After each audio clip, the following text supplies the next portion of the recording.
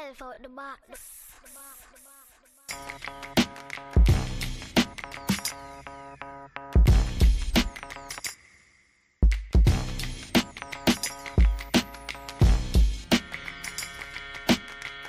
out to the box, boy.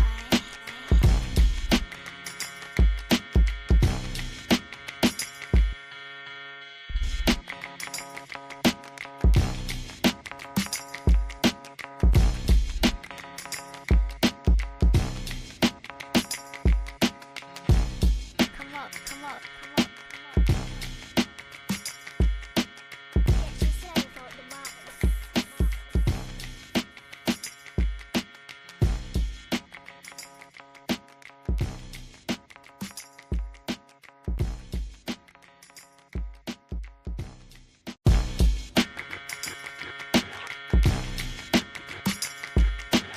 out to the box, boy.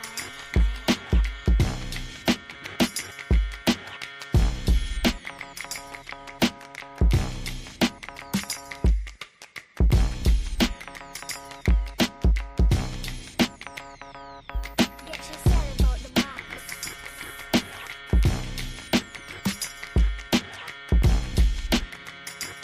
Get yourself.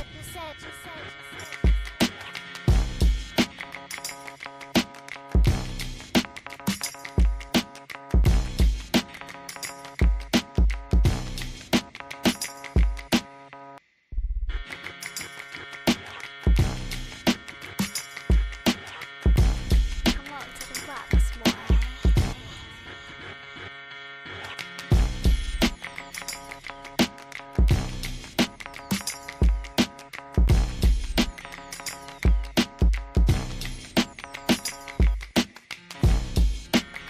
Come up, come up, come up, come up. Get yourself out the box.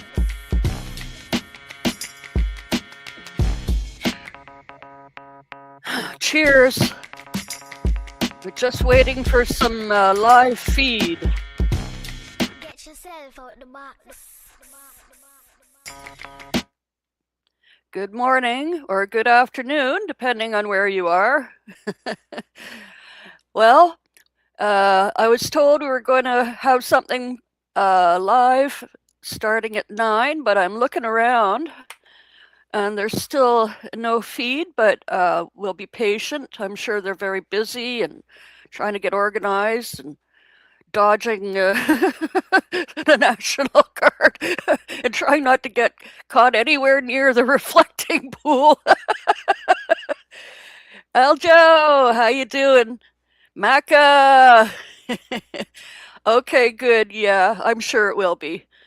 So I just have to act silly for a few minutes until it does go live. Michelle will be joining. Al will be joining. I'm not sure about others right now. I don't know if Casper knows we're live today, but maybe she'll notice and join us. Mac, if you want to hop on the panel, you're more than welcome. The link is in the chat. And I don't know if Donna will join us. Bebop. Aeromedic, hello. Here's Al in the house. Thank you, Landra. Hey, Sonia, good to see you. How you doing? Hope little man's good. How are you doing, Al? Good. Did you get too little sleep last night? I didn't. Yeah. Yeah, I was up a couple of times, and then the weirdest thing, my cat hardly ever sleeps on the bed with me, but if he does, it's down at my feet. But I was sleeping, or almost sleeping, and I heard him hiss and growl, and what? I turned to him, and he's right beside me. But he didn't do it again. He didn't hiss or growl anymore. And I was looking around like, what could he possibly be hissing at? I mean, there wasn't a raccoon in the house or anything. It was really strange. Maybe he saw a ghost. I don't know. Yeah, well, I think cats can protect you as much as a dog. Oh yeah. You don't want to mess with Fergus. What's that, Landra? You're saying Mrs. Occupy? Who's Mrs. Occupy? Well, that's what I'm asking Landra. Oh. She dropped it in the chat here, and I'm wondering if that's Elaborate. is that who I should be looking for live, Mrs. Occupy? I don't know. Well, let me look. Maybe that's their handle. I don't know. Oh, here we go. Mrs. Occupy. Hello. I just subscribed to you.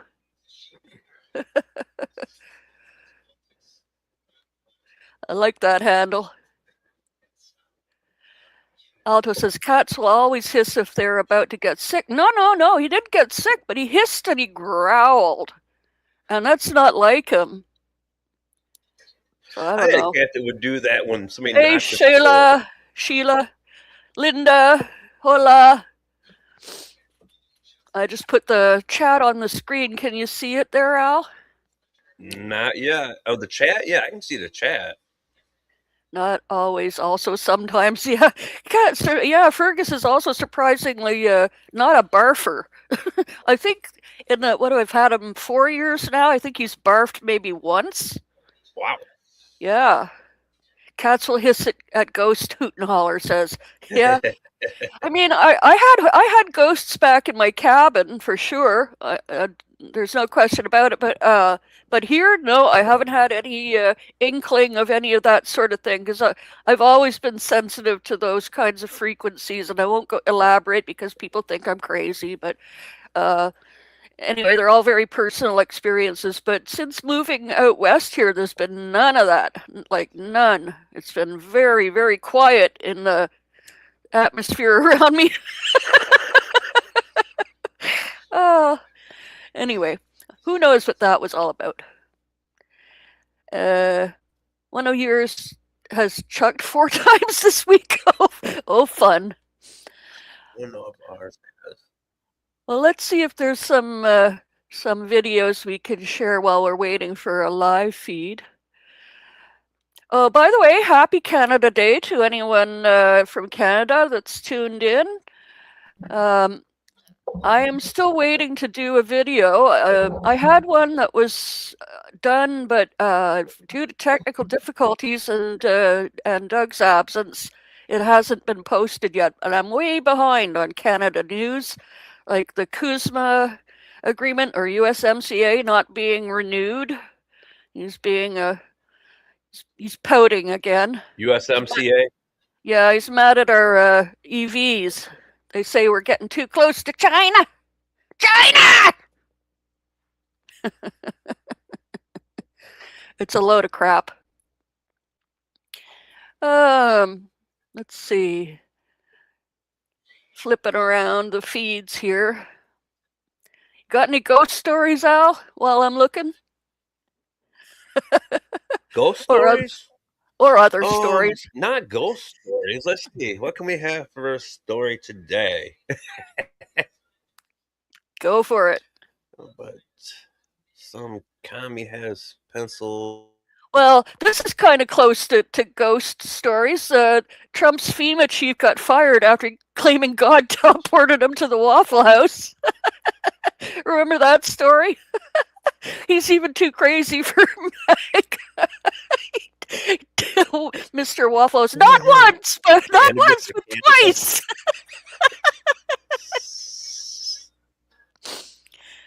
It can be both Canada Day, right? Huh?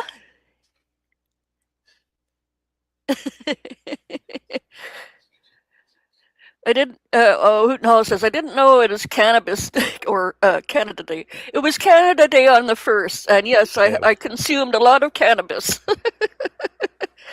They had beautiful weather, blue skies. They had. Too bad Teddy Roosevelt wasn't really there because he would have told Trump he's an idiot. Sorry. He had a chat with Teddy Roosevelt's hologram. I don't. He's such a sick man. It's hard to know. Like I said, I wish Teddy could have been there. It's hard to know if he really believed he was talking to to Roosevelt or not. He's just so out to lunch. It seemed that way, didn't it? Yeah. So Mac's gonna hang in the chat for now. But some commie has penciled in a nap to his schedule. He's investigating. Yeah. So, yeah, in Ottawa they had beautiful blue skies. The Prime Minister gave a speech, and I wasn't crying. And then our astronaut, oh gee, what's our astronaut's name? He gave a speech, and they had a lot of speakers, but then suddenly a big black cloud blew in, like really fast, and exploded rain all over the parade. Huge torrential rain, so they had to cancel the evening's festivities, including the tragically hip. All right. And You get me a live session and all that Colonel good stuff. Sarge, Doug, hello. Okay. Looking at Sons of Liberty, they got nothing live yet, so we're just telling ghost stories and cats No. stories. Nothing live yet. We're all. I'm trying to make sure that everything is together. You can see the small crowd that's here. I think it's growing. Hopefully, we'll get some more veterans showing up. But we got airplanes going off ahead. Let me see. Got fighter jets up there. And it's definitely a bunch of pomp and circumstance, guys. How are you guys doing? All right. How hot is it there? When I got out the car, it said 102, I think. Oh, jeez. Yeah, I got 102. It's noon I think- already. If I was to show you Bree Woodson's face, it would show you how hot it is.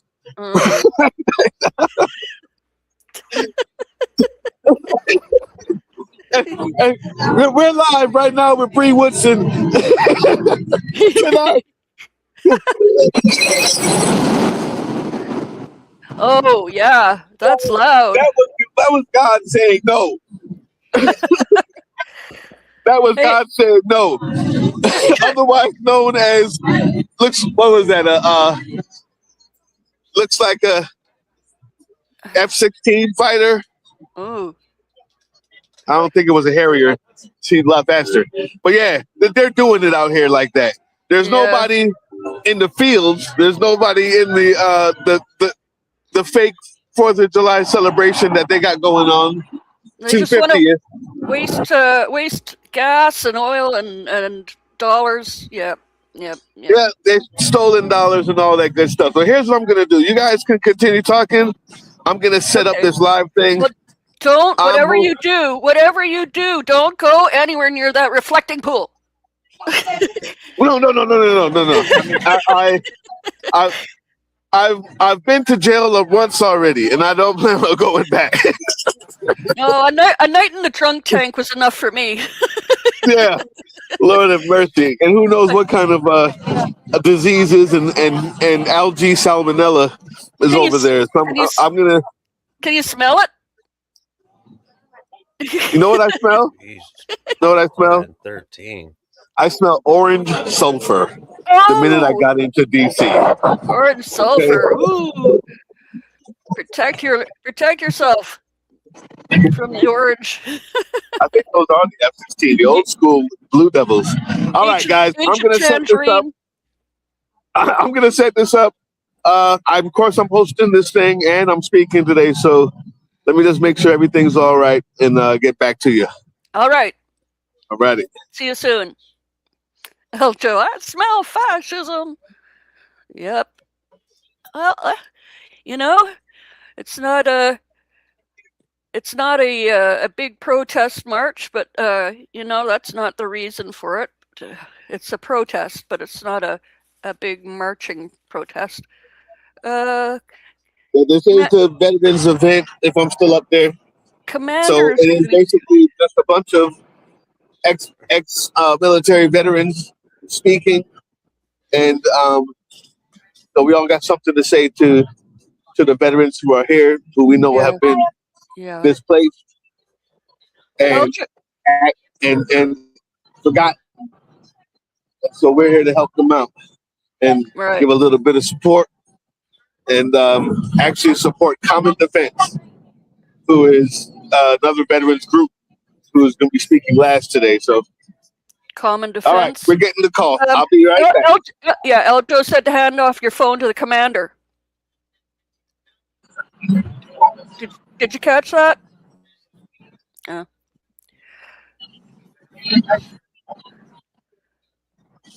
Smell it. Yeah.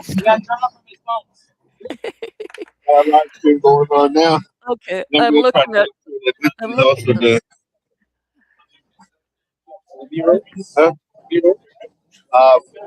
yeah, this is for recording. Make it okay? I'm going to mute his mic for now.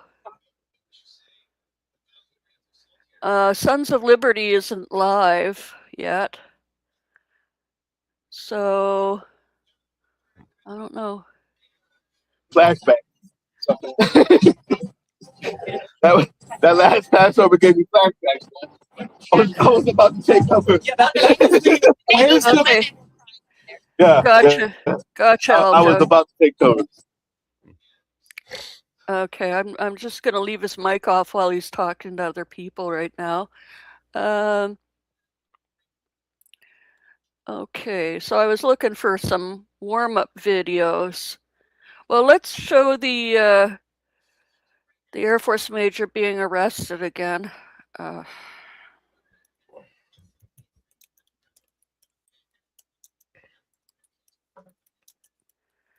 He's so brave. He's losing everything for this.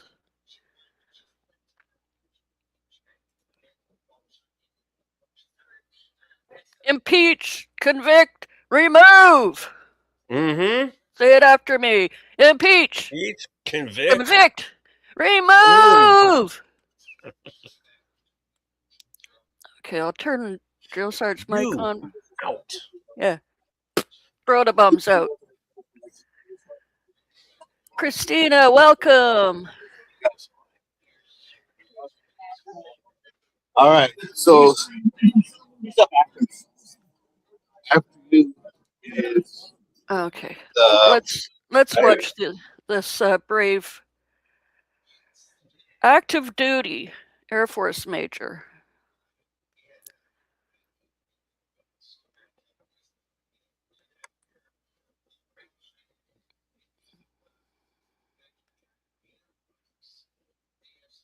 Hold on.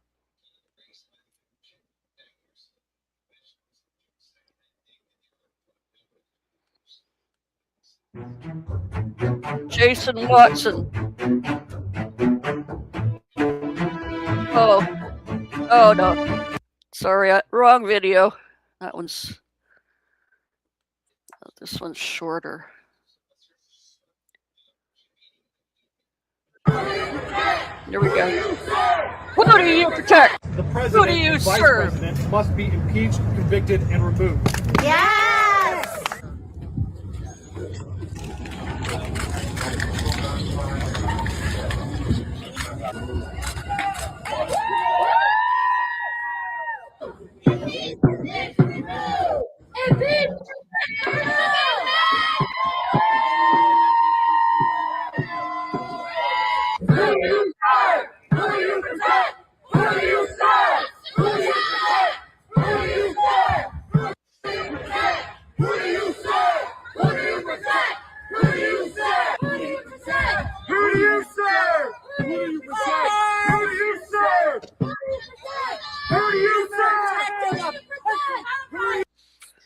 Yeah. Much respect. Much respect. Oops. Okay, is Drill Sarge speaking it all to us? Hey, Doug, Drill Sarge, I keep turning off your mic, so if you're trying to speak to us, we missed it.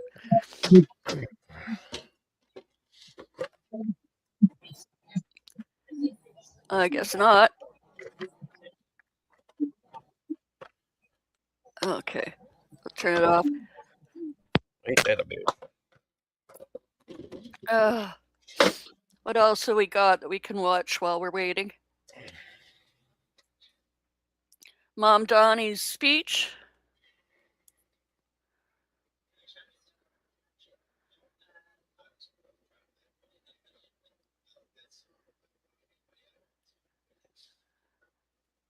Oh man, yeah. I think Status Quo had a video that somebody else got hit by a car, by ice or something.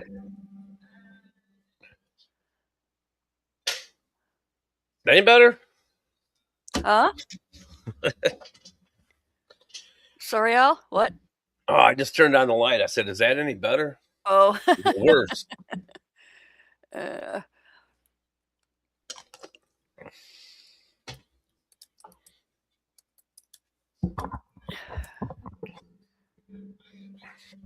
We can listen to Mom Donnie's speech if you guys missed it. It's kind of long though. But what the hey? Let me see where it starts. Hope Casper's okay. I'm sure she's busy with her uncle. Wonder what the heat's like there.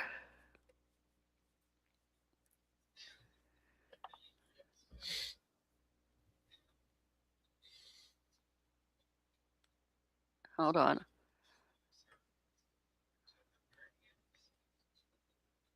Got it right at the start of his speech. There we go.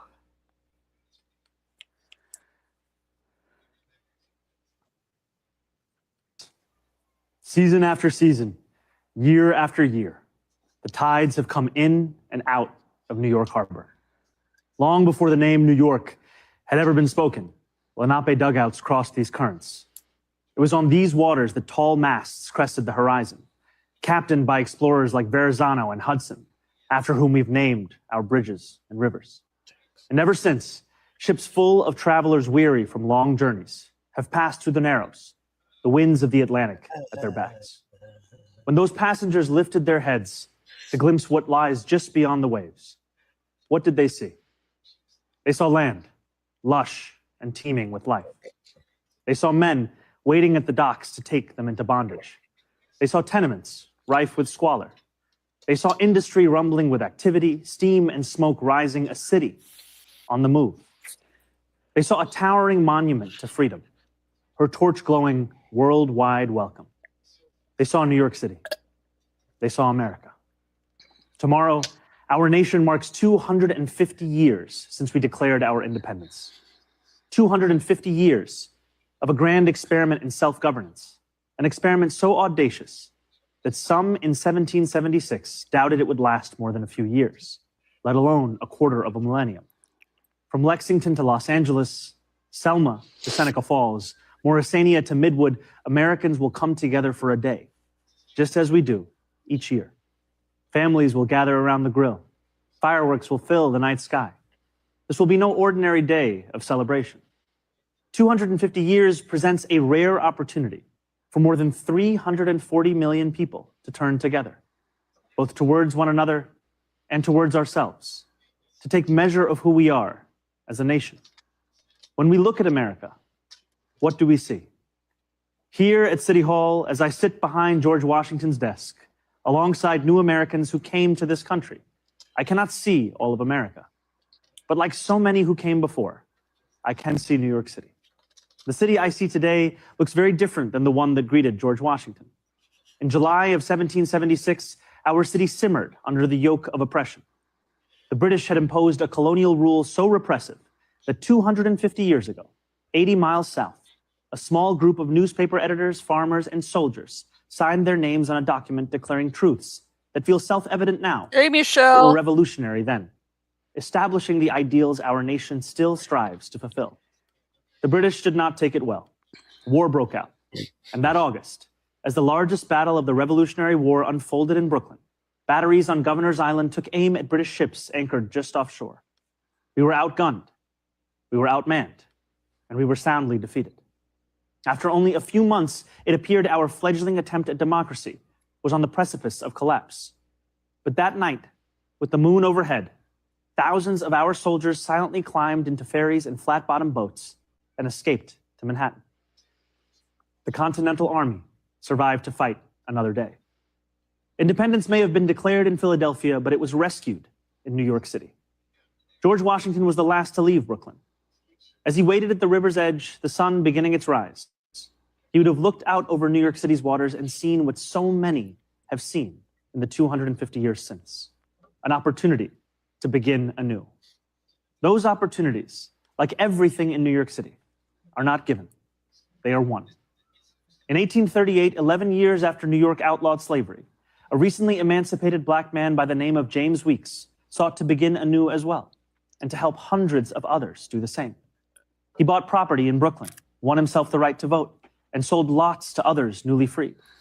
When they landed in New York Harbor, they knew they had something waiting for them that they had never had before, a home.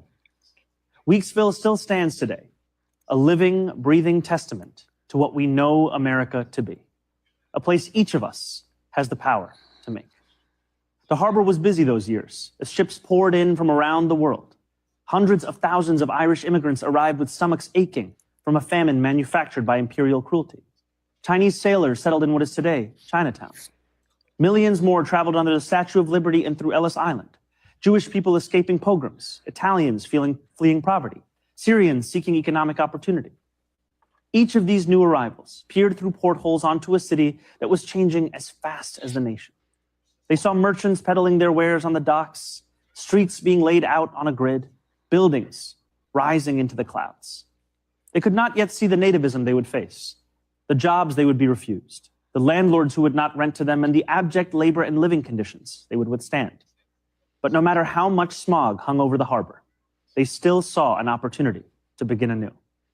Over the years that followed, despite laws enacted by the federal government to bar their entry, despite sweatshop fires that killed hundreds of women, despite riots aimed at their very existence, immigrants made homes here in New York City, and they helped to make New York City. That legacy of every generation of Americans insisting that the right to life, liberty, and the pursuit of happiness extends to them too, is no relic of the past. It carried millions of Black Americans north during the Great Migration. It drew hundreds of thousands of Puerto Ricans to New York City after the Second World War. It invited countless others from the West Indies and South Asia and West Africa and across the world. And it is what brought my family to this city when I was 7 years old. My family did not arrive by boat, although we saw the Statue of Liberty from the window of the plane. Even from the air, we could make out the promise of America, the promise of the beautiful patriotic work of rendering America, year after year, a little more faithful to its founding ideals. There is a term so often used to describe our nation and those who have shaped it: American exceptionalism. American exceptionalism, the conventional wisdom tells us, makes our freedom a little more free, is how we dug the Erie Canal and irrigated the West, is why children in faraway lands grow up dreaming of one day moving here. And yet the irony is that the story of America has so often been written by those who were told by others with power and influence and wealth that they were anything but exceptional. For generation after generation, we have been told that when the world has sent its people to our shores, it has not sent its best. It sent Puritans and Sikhs and Quakers and Muslims and Jewish people who were banished for praying the wrong way, worshiping the wrong gods, angering the wrong people. It sent peasants and serfs from slums and shtetls who were treated as less because they hardly owned clothes, let alone land. It sent immigrants from whom power was something someone else had.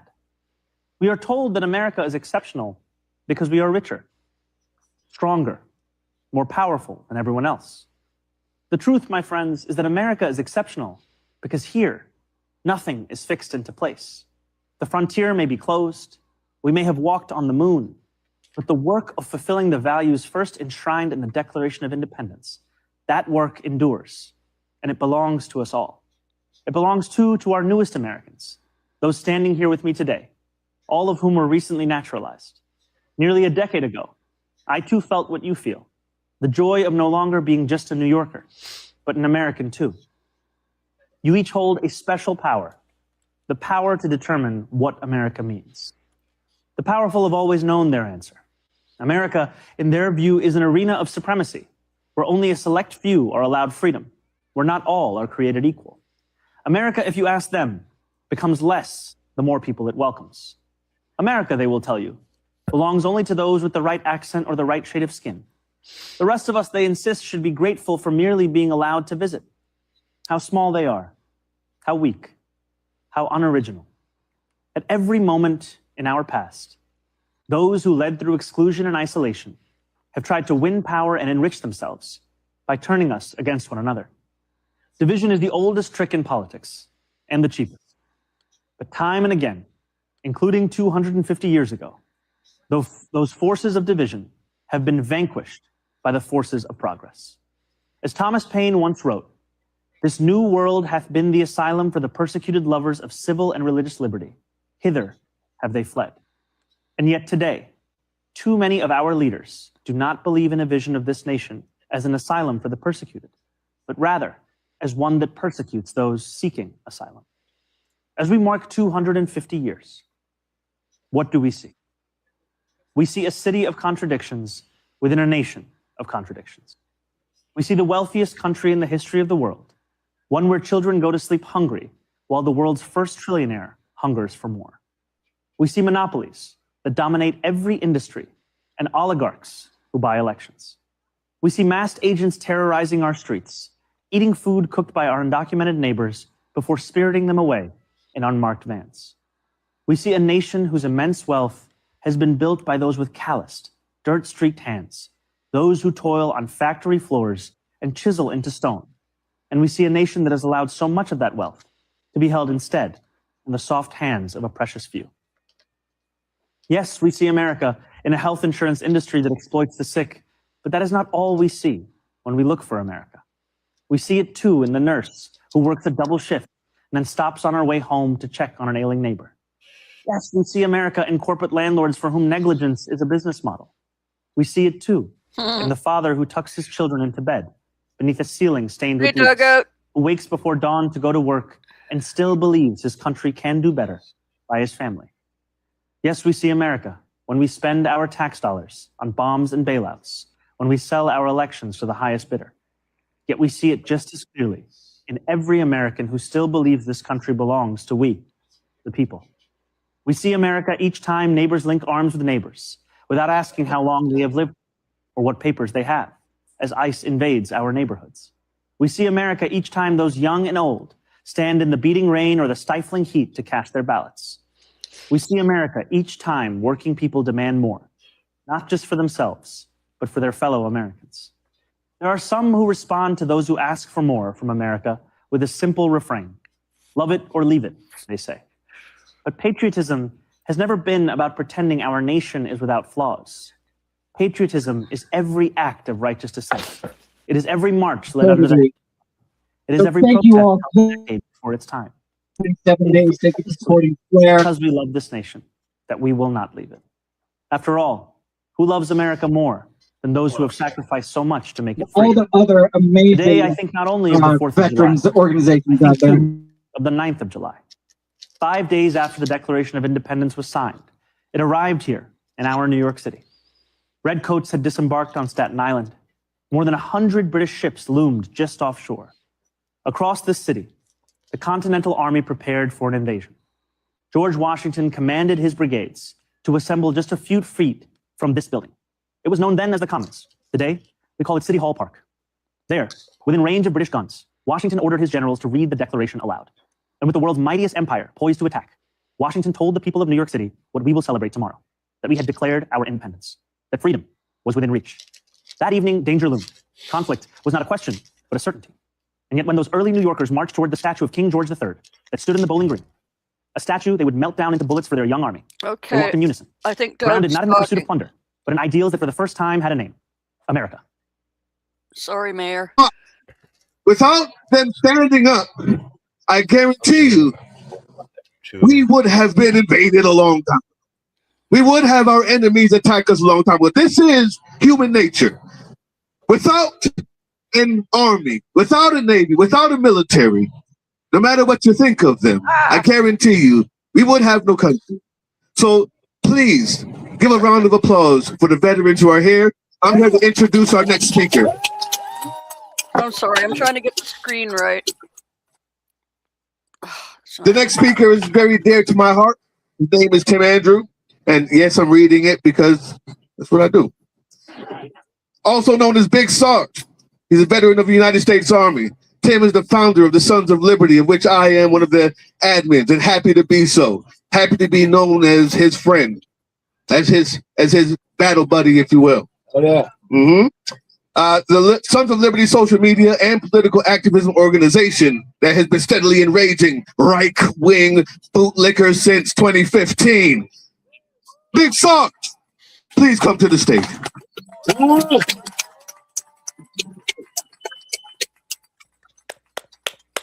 Big Sarge, let's go.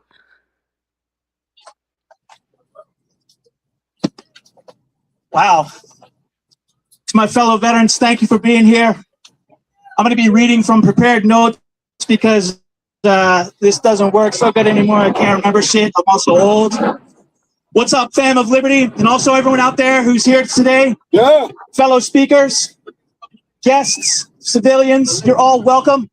My name is Big Sarge, founder of the Sons of Liberty, the social media organization and political activism collective that's been organizing, training, teaching, and protesting. I'm going to warn you all in advance, if you've never seen any of my content online, I do occasionally use strong language. If your ears are easily offended, I encourage you to harden the fuck up and get as angry as I am about what the Epstein class is doing to this country. What is now called the Department of Veterans Affairs was, in essence, created by order of President Abraham Lincoln in 1865 to care for the United States soldiers and sailors who fought to preserve the Union and end the enslavers' rebellion. You will hear the occasional lost cause ass clown who simps for slave-owning oligarchs and their dead traitor ancestors claim that Confederate soldiers are also considered U.S. veterans, and that is complete and utter bullshit. But that's beside the point. I just hate traitors and love to remind neo-Confederates what their heritage is, losing a war that they started. In his speech referring to the creation of what is now the Department of Veterans Affairs, Abraham Lincoln said, "To care for he who has borne the battle." Now, we've since modified that language to reflect the care of service for all veterans of all genders. But that is a statement of purpose for the Veterans Administration. That was for the early forerunner of today's VA, a promise to care for all of our veterans. Yeah. Something else that pertains to veterans is the old line about a grateful nation pays its debts to veterans. I heard that yesterday the Secretary of War Crimes says that we're all ingrates because we have disagreements about where this country needs to go and how to do it. Well, I say, fuck this ungrateful nation because debts are not being paid. Since Trump has taken office in 2024, there have been numerous existential threats to the Department of Veterans Affairs and to the benefits of America's fighting men and women. There's a bill right now called the Take Care of Americans Veterans Act, and it is a thinly disguised rework of Project 2025 cuts to veterans benefits. Shame. This bill will affect 1.5 million veterans. It attacks those of us with tinnitus, however the fuck you want to pronounce it. You know, it's that goddamn ringing in your ears because you're exposed to loud noises like bombs and artilleries and mortars, airplanes going overhead, gunfire, etc. It affects those of you with sleep apnea, conditions that were quote unquote earned. And I say that loosely, earned in combat. $57 billion stripped from future veterans to pay for other veterans' benefits. Those veterans are not the enemy. The enemy is an ungrateful nation run by an ungrateful government led by a petulant, whiny, unfit, burst bones having, draft dodging, pusillanimous, selfish piece of shit. Yeah.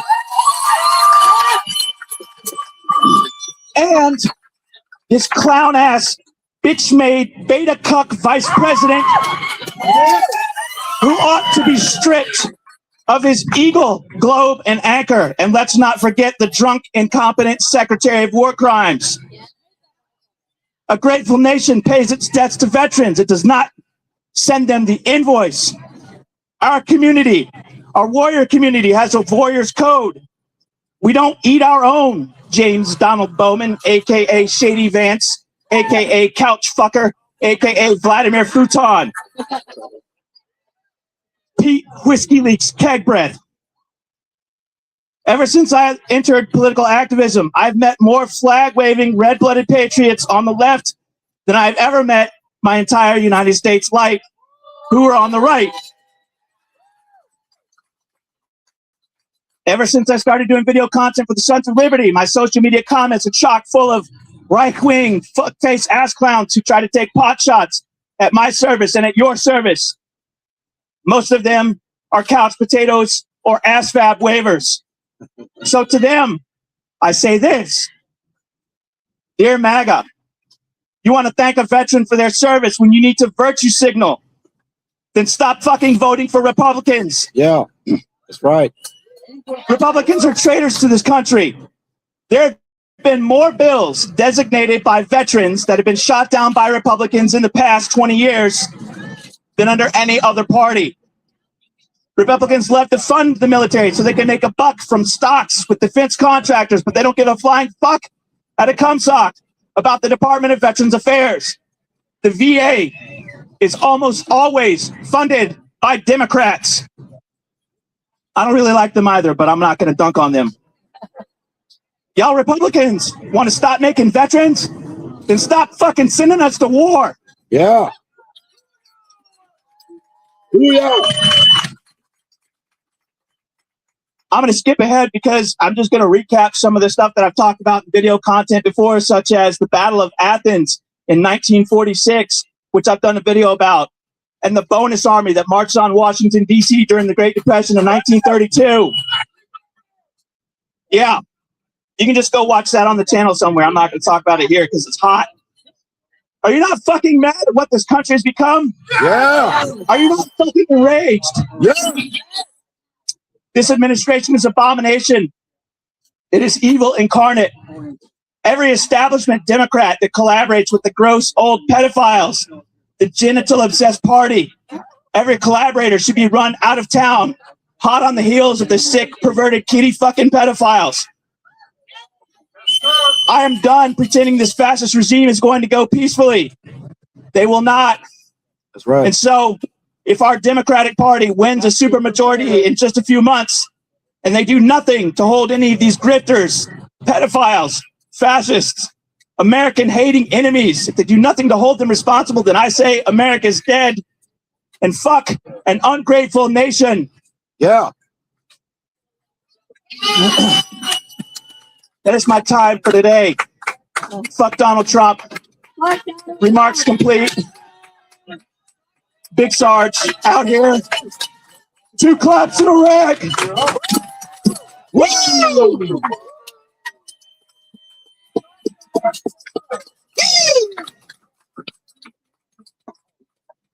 How am I looking on camera? They're outstanding. All right. Well, everybody give it up to Big Sarge, my dear leader, Sons of Liberty. Okay, next we have Lelena Brandt. She's a transgender Army National Guard veteran, advocate, educator, and activist.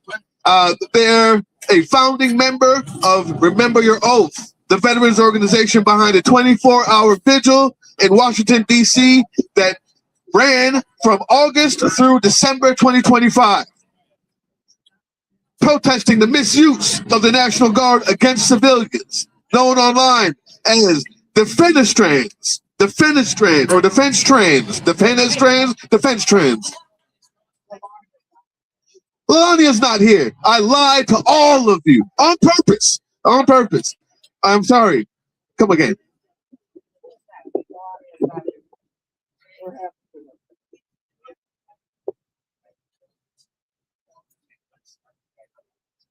I love Lalania, but she's not here.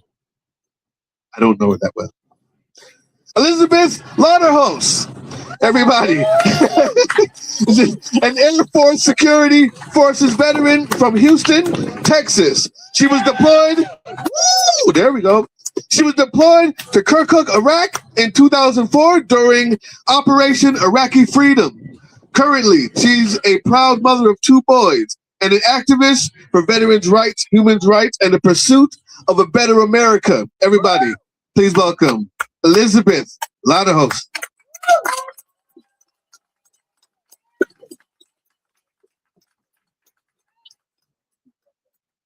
Yes.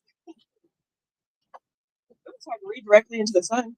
Hey everyone, I'm Liz. I'm an Air Force veteran from Houston, Texas. I traveled here this weekend on our nation's 250th birthday to speak out. You can't hear me? Okay, I'll speak louder. I'm Liz. I'm an Air Force veteran from Houston, Texas. I traveled here this weekend on our nation's 250th birthday to speak out about what this fascist regime is doing to our country.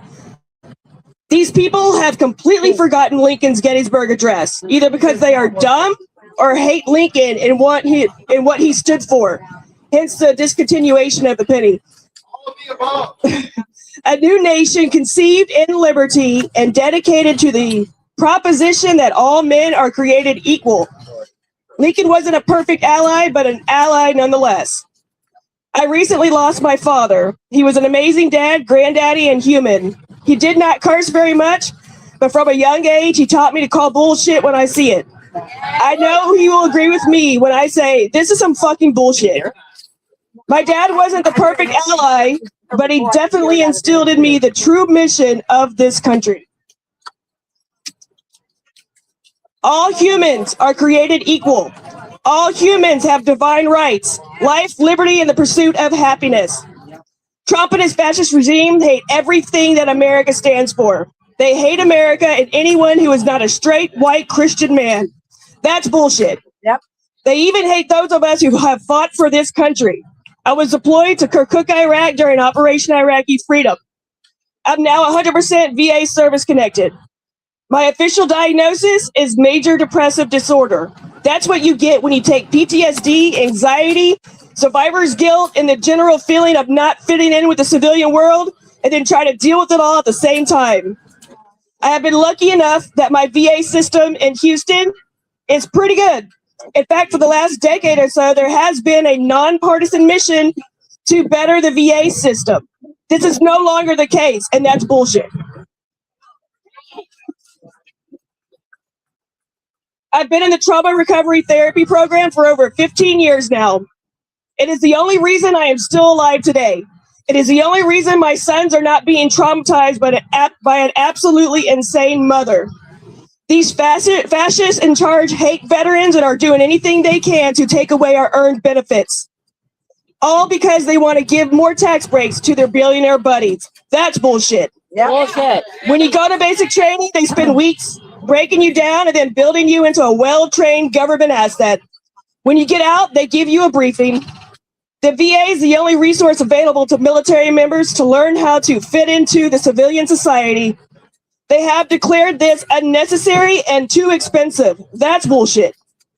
Under this anti-American regime, they are firing VA workers, closing VA facilities, and trying to eliminate qualified disabilities a couple at a time.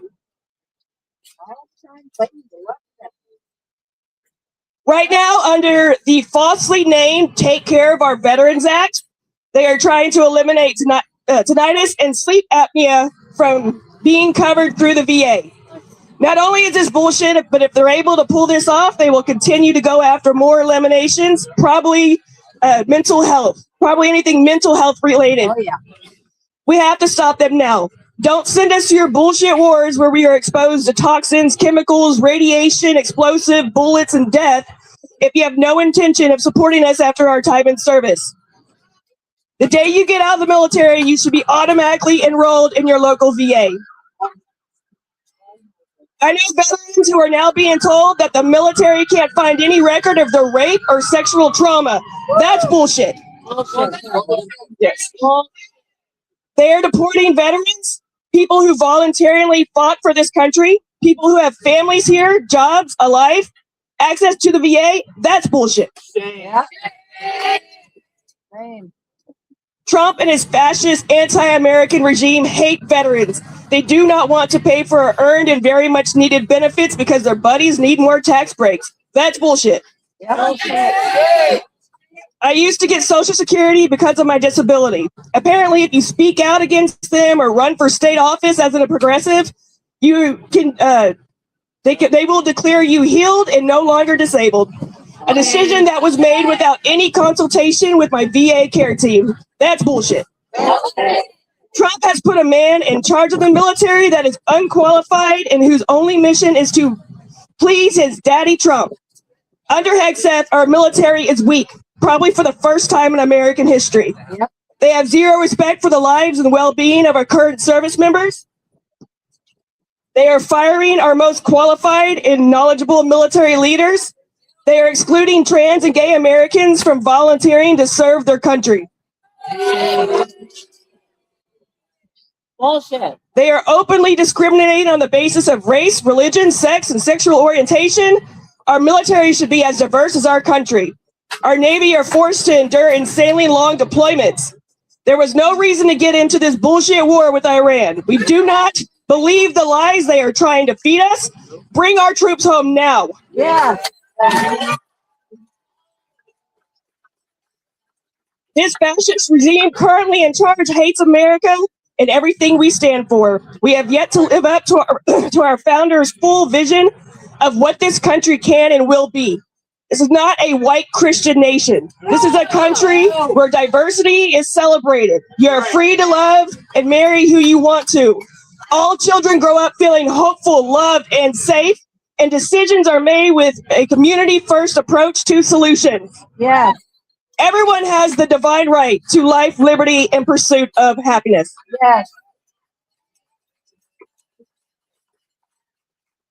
We have yet to fully reach this goal, but you are not a true patriot if you are not doing anything to further the American agenda.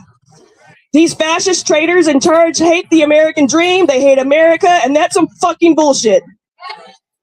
Our fight is not over yet. The country is failing, but it has not yet failed completely. Now is the time to stand up and fight for our America. We as a country have been organizing and protesting for 250 years. It's how this country was created. Keep showing up, keep protesting, keep publicly speaking out. We know our history. We know this works. Find your allies. Everyone who showed up and supported these 7 days in DC are each other's allies. Allies are not always perfect, but the bottom line is our true allies are anti-fascist, anti-racist, anti-homophobe. Our true allies are pro-American dream, are pro-fighting for what this country is meant to be. I'm sure as I stand here speaking today, there will be moments where I could have said something better, spoken more. I'm sure as I stand here speaking today, there will be moments where I could have said something better, spoken about something more, etc. I know I'm not the best public speaker, but I am getting better.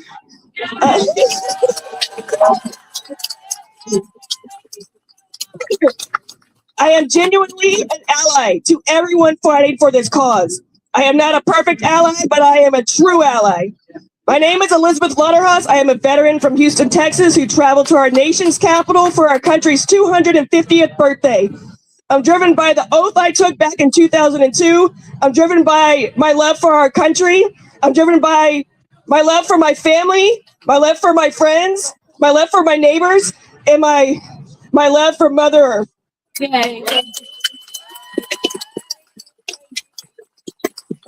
My dad always told me the opposite of love is fear. These fascist traitors in charge definitely fear us. This is our country. We have to fight together to keep it. Happy Independence Day. Much respect and love to all of you that showed up. Thank you.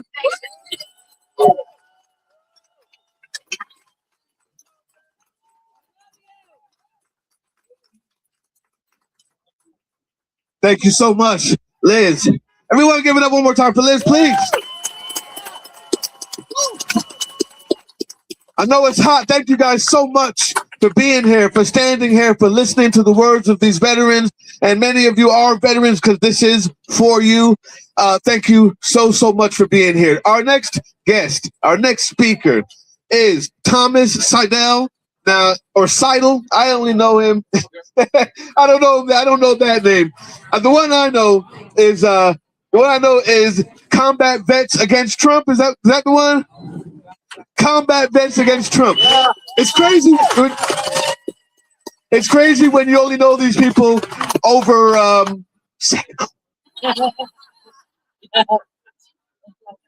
it's crazy when you only know them over social media. But I'm going to read what he has here. Husband, father, and community leader and organizer, widely recognized on social media as Combat Vets Against Trump. And he is the co-founder of a national organization dedicated to combating fascism. The organization is known as Fight Against Fascism Organization, FAFO, if you will. He is also the co-founder of the March for Democracy. Despite facing challenges including questioning stolen valor under the current administration, he remains committed to his mission of fostering democracy and social justice. Please, everybody, welcome to the stage, Combat Vets Against Trump, Tom. Yeah, I only named myself Combat Vets Against Trump because it pisses them off. All right, guys. So I stand before you today as a combat veteran and organizer, and founder of Fight Against Fascism Organization. Today, I want to talk to you about revolution. You guys ready for revolution? Are you sure you're ready for revolution? But revolution cannot happen without evolution. Before we can change this country, we must change how we stand together. Before we can defeat fascism, we must build a movement strong enough to confront it. Every lasting victory in history has required people to unite around a common purpose. Unity is not weakness. Unity is strength. Unity is strategy. Unity is how ordinary people accomplish extraordinary things. In the military, we call this unit cohesion.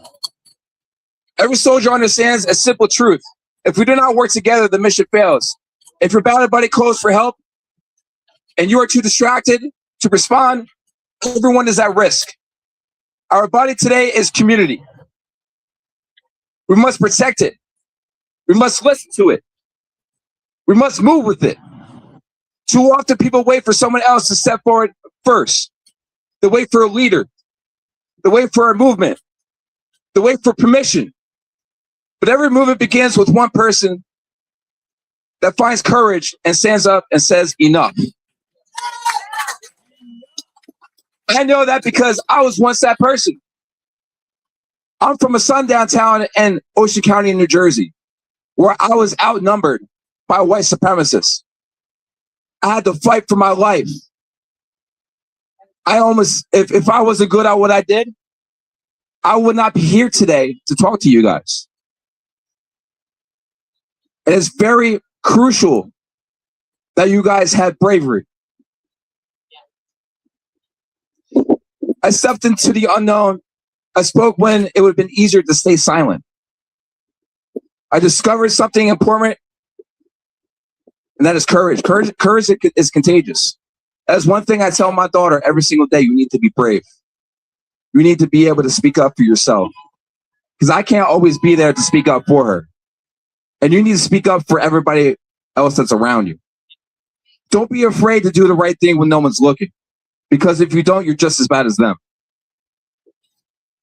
When people stand up for others, find strength to stand beside them. That is how we build community. That is how veterans find their voices. This is how... yeah, I already said that.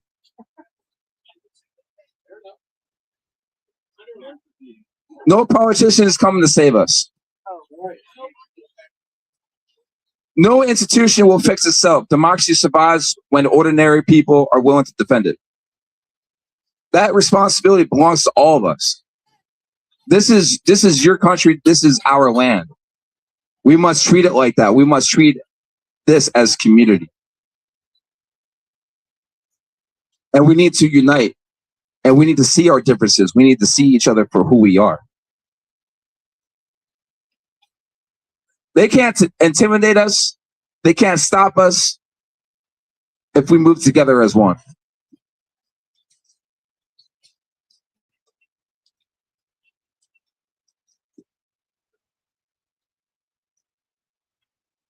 History is watching. Future generations will ask, what did we do in this moment? They will ask whether we remain silent or whether we stood up. They will ask whether we accepted injustice or we challenged it. Let our actions be clear. We stood together. We defended one another. We chose courage over comfort. We chose action over apathy. And because we chose each other, we built something stronger than fear. A movement, a future, a nation that lives up to its highest ideals. True freedom cannot belong to only some people. True freedom belongs to all people. So let us organize, let us evolve, let us build, and let us create a future where dignity, equality, and justice is not promises, but realities for every person who calls this country home. Thank you very much.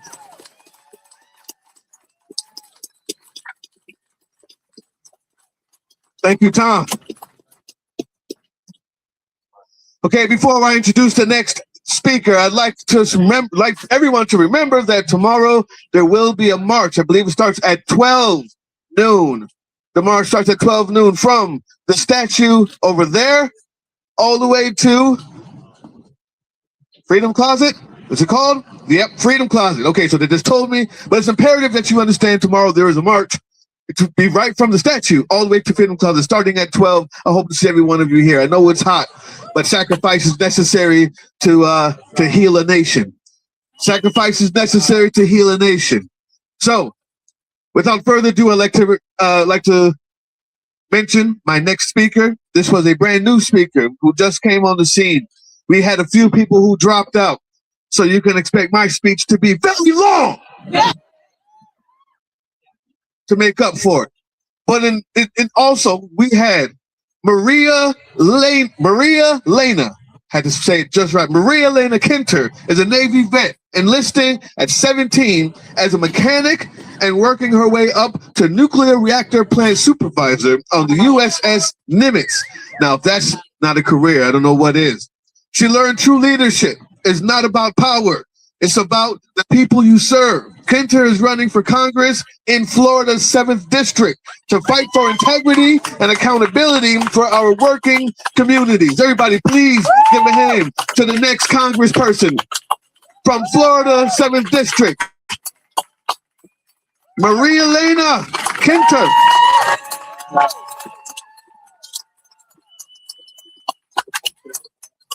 Hello, everybody. Thank you for having me here. And first, I want to say this is a veterans rally, right?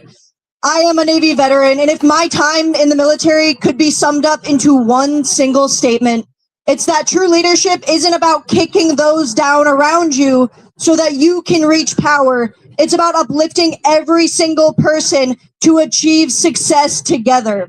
Yeah. That is why we are here today. That is why every single veteran who served in the military served. Because we deserve better. And we are not getting it. We deserve a nation where every child growing up can not only believe in the American dream, but has real opportunity to achieve it. Where every family can raise children and afford a home without being worried about Wall Street buying it up. Without being worried about their Congress so obsessed with doing insider trading and enriching themselves that they fail to represent and recognize the everyday people who are building the nation and building the economy. We are here today because our government says we have billions and billions of dollars for illegal wars and treats our veterans when they come home like a budget line item. Our veterans affairs are constantly under attack. And our government forgets the single mission it has to make meaningful improvements on American citizens' lives, no matter their political party, their religion, or their race. Every single person deserves fair representation. Even the ones that aren't happy with us being here today, even the ones who don't agree with what we have to say, they deserve better too. And this is an ask and a call to every veteran who is hearing this. We must step up again, and we must demand better again, because we have to reach the goal where Americans can thrive, where veterans come home and are taken care of, where 1 in every 5 senior citizens doesn't have to ration their prescription life-saving medication, where 30,000 veterans aren't sleeping on our streets, where 20% of children risk homelessness. We can have better. It is not too much to ask, but it's going to take all of us, every veteran, every active service member, every neighbor, every immigrant to come together and demand it, because we will build the future that we deserve together.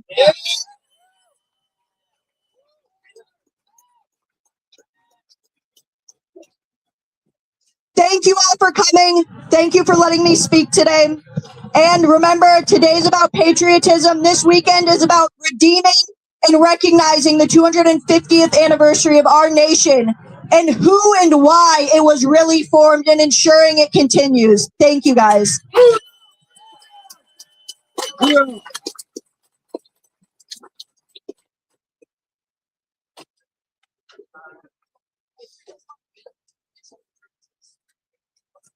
While we wait for the next speaker real quick, on the count of 3, patriotism. 1, 2, 3.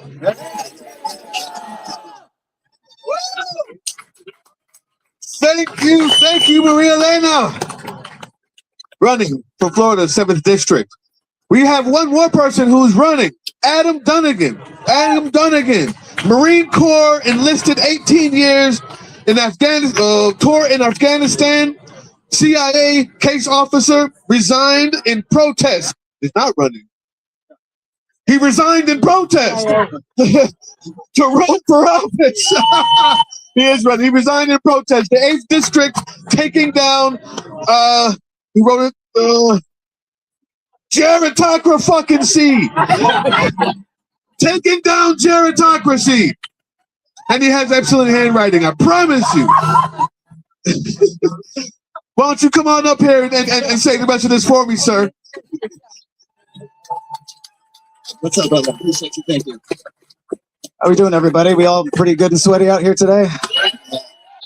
Good. It is encouraging to see so many faces out here despite the heat, despite the bullshit coming out of that building right there and that building right over there, right?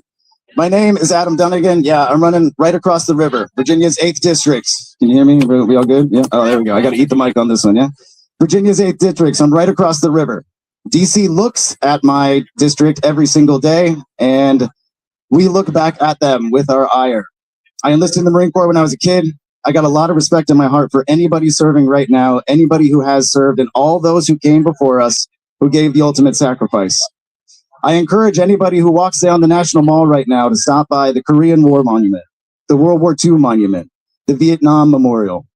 The Vietnam Memorial looks back at you and you can see the names of the dead of a war that we should have never committed to in the first place. And you know what? We have another one of those right now in Iran right now. Trump, Hegseth, and all the other fucking lunatics that they have up there are shitting on the flag every single day. And they are making a travesty of the 4th of July. They dishonor the intent of our holiday. Our holiday is supposed to celebrate a nation founded on Enlightenment ideas, a nation founded on the principle of standing up to tyranny, a nation founded on a group of people doing the right thing when it matters and giving no excuses for standing up for their values. And I see that in this crowd right now.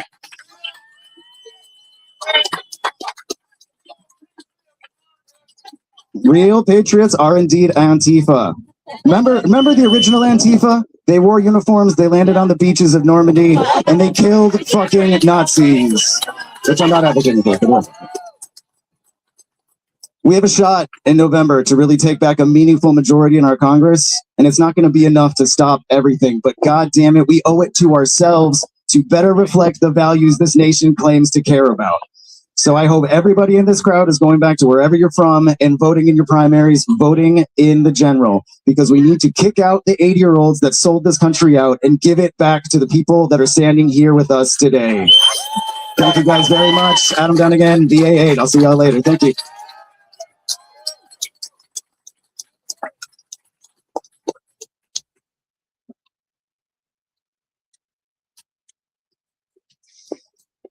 Impeach! Convict! Remove! Impeach! Convict! Remove! Thank you. Thank you. This one may require a bit of crowd participation. I'm introducing myself. I have two stories. Fellow veterans, brothers and sisters in arms. I have two stories. Will I be allowed to say those two stories today? Will I be allowed to tell them today? I ask for your permission because I respect you. That's all. Fuck that. I don't have to. Shit. On December 7th, first story, 1941 at 7:55 a.m., Japan initiated a surprise attack on a naval base at Pearl Harbor.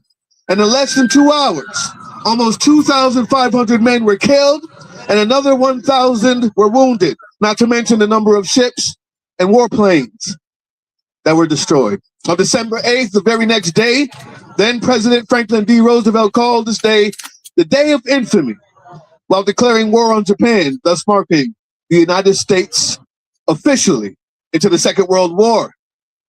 The men who fought that war, and indeed the entire country during this time, belonged to what is now known as the greatest generation. They fought back the Nazi demon, right? They wrestled with fascism and held it down on its mighty back long enough to snuff the very life out of it when it seemed like tyranny was sure to win. The greatest generation.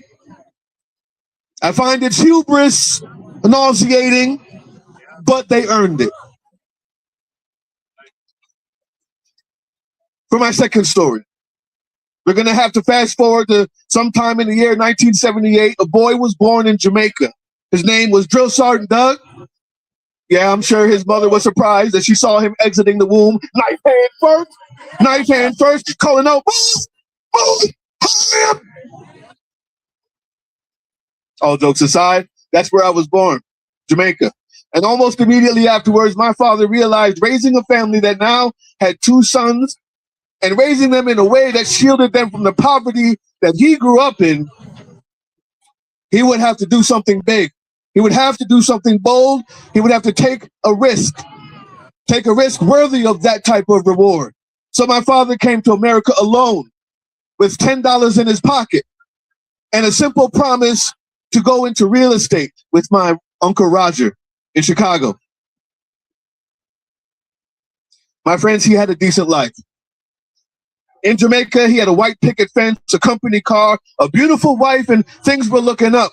But America made a promise that nowhere else could make. America still held the prestige earned by the greatest generation that fought off the Nazis, that stormed that beach knowing they would probably die, but the warmth of freedom's embrace so far outweighed the sting of fascism and even death that they stormed it anyway. And my father, like millions of others around the world, heard those stories and said to themselves, in a place like that, with people like that, there obviously is no ceiling for me. There is none. So my father came here with $10 in his pocket and 6 months later saved enough money to send for his wife and two sons back home in Jamaica. And we came here and never left.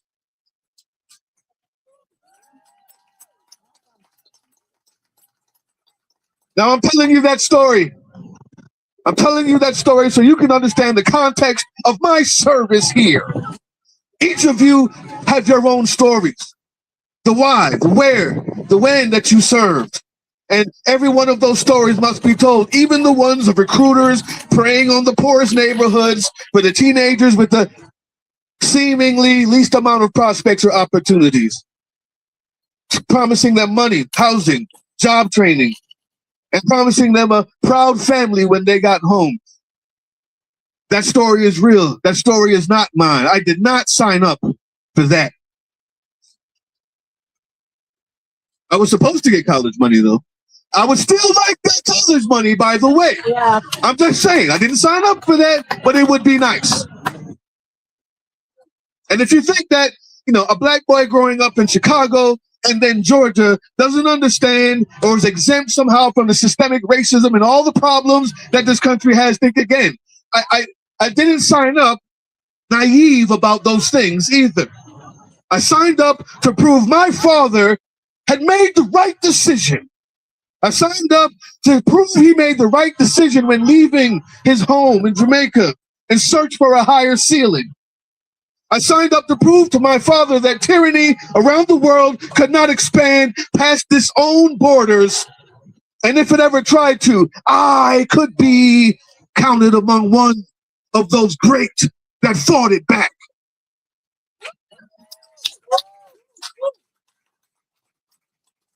I could be one of the ones that helped to earn this country the reputation that it got abroad from that generation.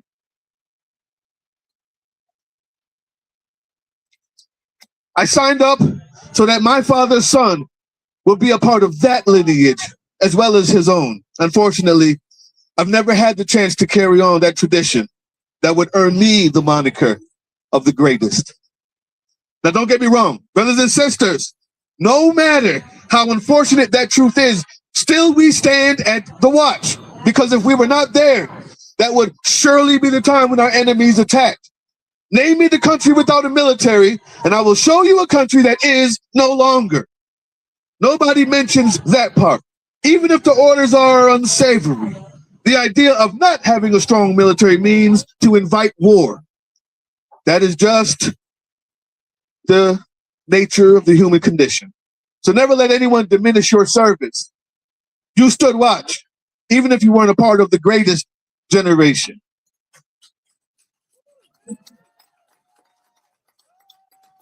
The greatest generation.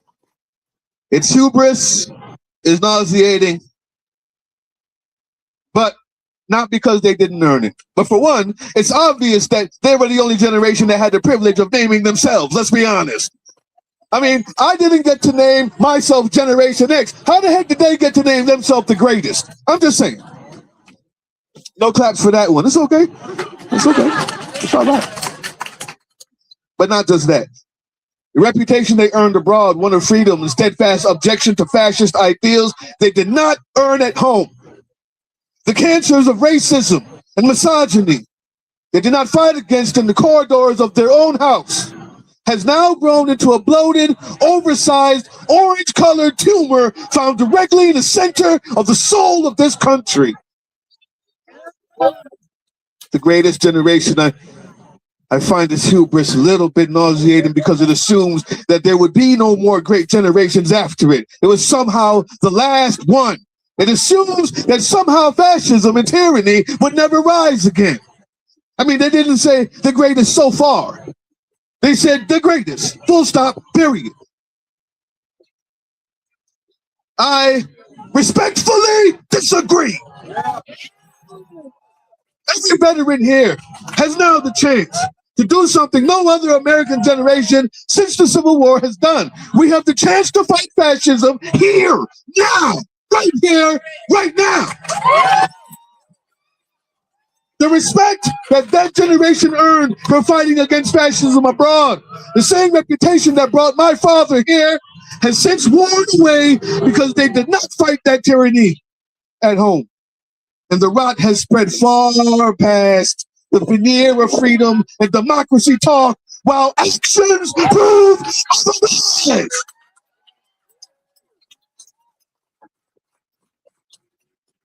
We can be the next generation to name ourselves veterans. We can be the next generation to name ourselves When Martin Luther King fought back to fascism, he was not led by the soldiers and the veterans. The veterans who fought fascism abroad, let others fight it at home for them. Not this time.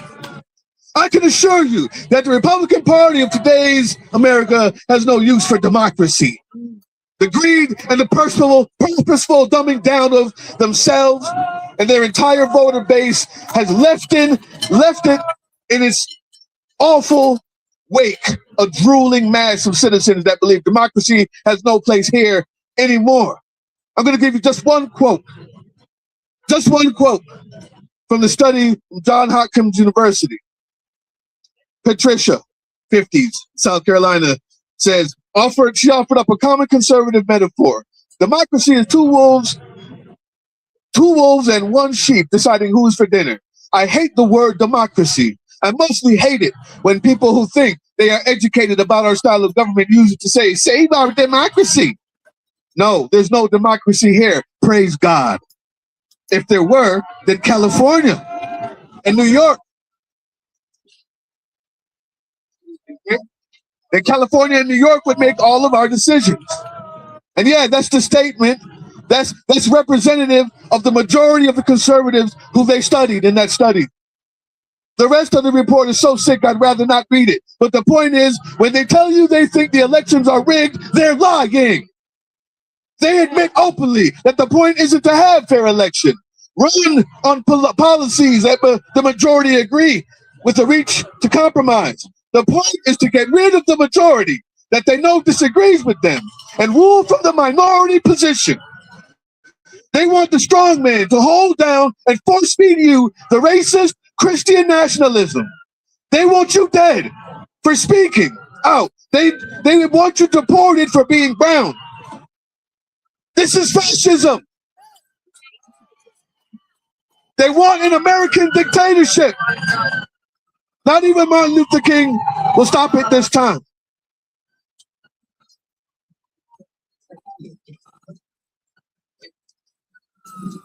One of those greatest generations was standing in front of Alligator Alcatraz, and he said he was turning 101 years old the next week.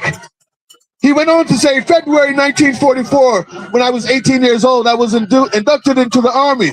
And what they taught me to do there was to kill people who set up detention camps.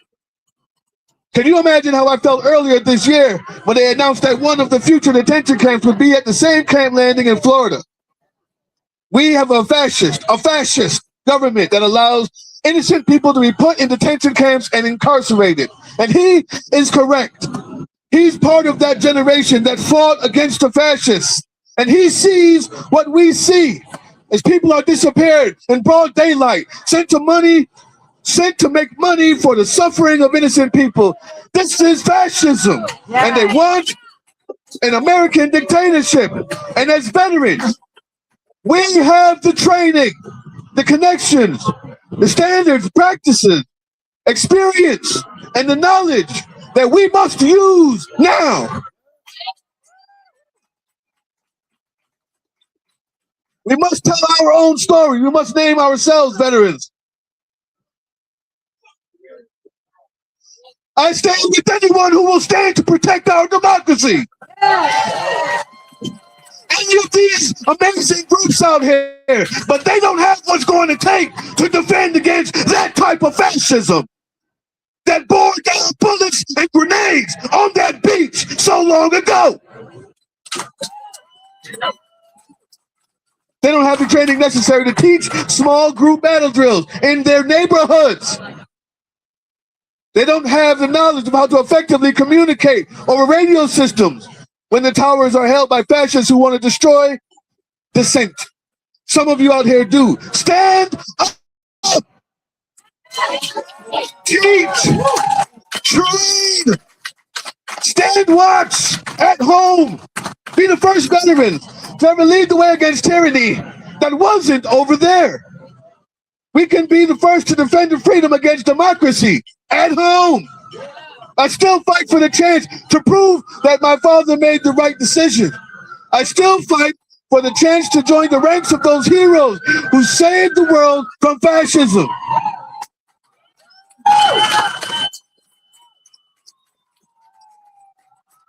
Unfortunately, every war that's been fought since World War II has been fought for profiteers. Right. Yep. Well, now we have the chance to do it here, to do it now. What will I do? I will fight. Say it with me. Fight! Fight! Fight! I will make my father proud. I will live up to the reason for my original signing. I want to be counted among the great. Do you? What will you do? I will not stop until tyranny that grazes openly in this country is grabbed by the horns and wrestled to the ground, and its very life is snuffed out under the grasp of these Jamaican American hands. I will fight. What will you do? And I will have the chance to name my own generation for a change. I will have the chance to be worthy both at home and abroad, to be named one of the greatest generations. I will fight. What will you do? Fight! Fight! Fight! Fight! Okay. Whenever you do, go home. Do it now. Train up your neighbors. Start the sports shooting and self-defense clubs. Join the groups that represented here today. Offer leadership, though, not just numbers. If you do this, then for the second time in this country's history, a group as fine as this will have the opportunity to name our own generation.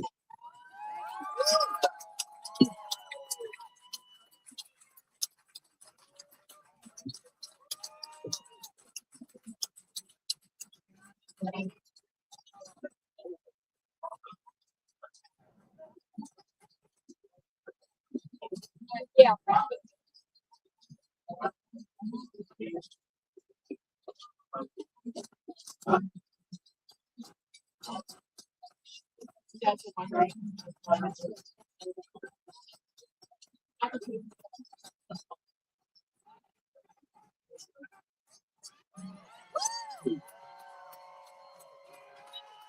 Hello, folks. This is the Real Patriotic Group right here. Thank you all for being here today. I myself am a veteran as well. I am proud to be here. I was proud to be here on Wednesday when Major James Watson took a sign up the steps of the Capitol building. Major Watson had 17 years of service in the United States Air Force. He swore the same oath I did to support and defend the Constitution against all enemies, foreign and domestic. The same oath that Congress swears. Sorry about that. Is that better? All right. On Wednesday, I had the privilege to watch as Major James Watson, an active duty service member who had spent 17 years in the United States Air Force, took a sign at the steps of the Capitol that said, "Impeach, convict, remove." This man had the courage of his convictions. He swore the same oath I did to support and defend the Constitution against all enemies, foreign and domestic. This is the same oath Congress swears to support the Constitution and defend it against all enemies, foreign and domestic. And folks, we have a domestic enemy in the White House at this point in time. Trump and his entire administration must be impeached, convicted, and removed, not just for the safety of veterans, but for the safety of the entire country. Major Watson used his position as a United States Air Force major to make a statement. All of us here today have positions, have places in our community where we can stand up and say, it is time for action. It is time for accountability. We can all follow his lead, and Congress must follow his lead. If he is compelled to say to the face of the federal government that it is time for this president to go, Congress can find their spine. Congress can say this too. Congress needs to do its job. The organization Citizen Impeachment helps you put pressure on Congress to do just that. come find us online. We will connect you directly to the offices, to the congressional staff that need to hear about the courage and the bravery of ordinary citizens to inspire their boss to actually do their job. Thank you for being here today. Thank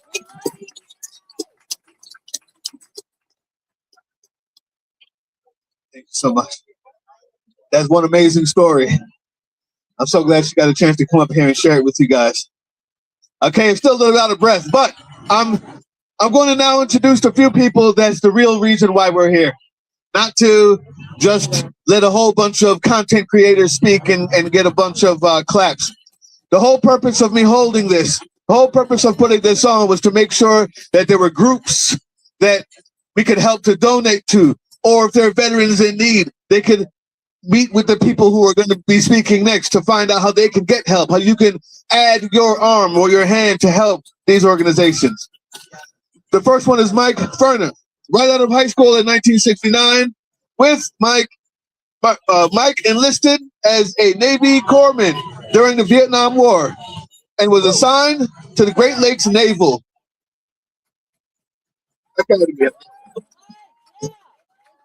Hospital. Attempting to reassemble the pieces of GIs who arrived on medevac flights from Vietnam. Later, assigned to an aircraft carrier scheduled for Vietnam, he became a war resister and was discharged as a conscientious objector. Last summer, he led a 40-day Veterans and Allies fast for Gaza in New York City that over 800 people, the U.S. and elsewhere, participated in. I'd like to introduce Mike Ferner.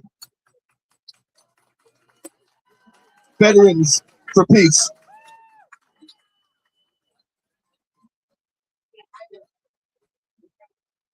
Day by day, we count the dead and dying. Watch those bodies home while the networks all keep score. Day after day, another mama's crying. She's lost her precious child to a war that has no end. Did you hear them talking about it on the radio? Did your eyes believe the writing on the wall?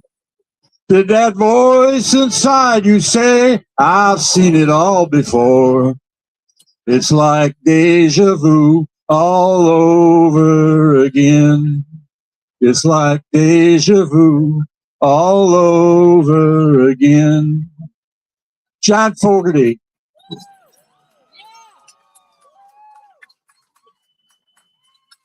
John Fogerty wrote that song in 2003, right after the United States invaded Iraq.